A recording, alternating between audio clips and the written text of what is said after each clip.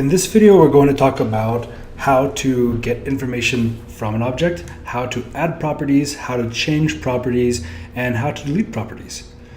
So I've gone ahead and added a few more properties to this person object that I created. And you can see here that we have all sorts of data types. So first name and last name are strings. The age is a number. Is married is a Boolean. Ambidextrous and right-handed are Booleans. So these are true or false. And look, if we have like this, if we say nephews, I have a list of nephews, Huey, Dewey, and Louie. So I have an array that is a value for one of my properties.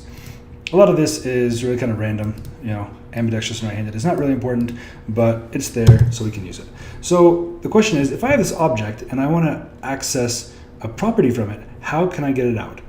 In the case of arrays, if I had an array, I would get the number, right? So if I wanted to get the first thing out of an array, I would put square brackets after the variable name and then say, if I wanted to get the first thing, I'd put a 0. If I wanted to get the fourth thing, I'd put a 3, right? Well, objects are a little bit different. So if I wanted to console log my name, first name, you don't put square brackets, but you do start with the variable name. So I'll say person. And then I also put a dot. And this is called dot notation. So you say person dot, and then the property that you want to get. So I'll say person dot first name. So now I'm just going to console log person dot first name. I'll come into my console and I'll run, I'm going to use this other console, not the built-in one. I'll run node object.js. It's all online. So this is the command that I'm running, node object.js, and you can see I get Tanner, which is the first name. I can change that to anything that I want. Let's say Tanner or person.age. So person.age will print out person dot, it will go down and find the age property, and it will print out the value of that property, 32. So what if I wanted to print out Tanner is 32 years old? I would type out person dot first name, and then I want to add some strings together. So I have to do what's called concatenation. I basically just add strings together. So I'll say plus, and then I'm going to type a string out, and I'll say space is space. Then I want person dot age, and then I want another string. I'm going to do space years old. So what this is going to do is this is going to go to the person object. Then it says dot first name. So then it's going to go to it's going to find the first name property and add it to this string. And then it's going to add, so I'm literally just adding this string is person.age, this is going to be a number, years old.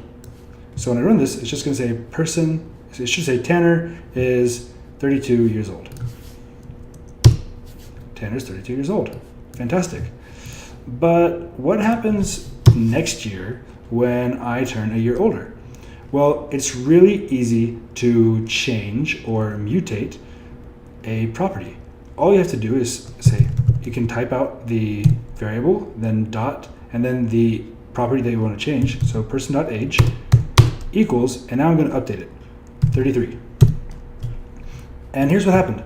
I found the object, I told the computer what property I want to access, and then I just said equals 33. So right now, you'll notice that I haven't gone in here and changed any information, but I've used JavaScript to update this property. Now, I didn't have to retype out the whole object. All I had to do was tell the computer what property I wanted to change. So now, if I just copy and paste this line, this should say Tanner is 33 years old. So I'm going to say Tanner is now 33 years old. So this should print out two sentences. Tanner's 32 and Tanner's 33. And you'll notice that by changing the age, it didn't change the first name, it didn't change the last name, it only changed person.age.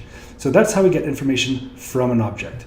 We type the name of the object, the variable name, and then dot the property that we want to access.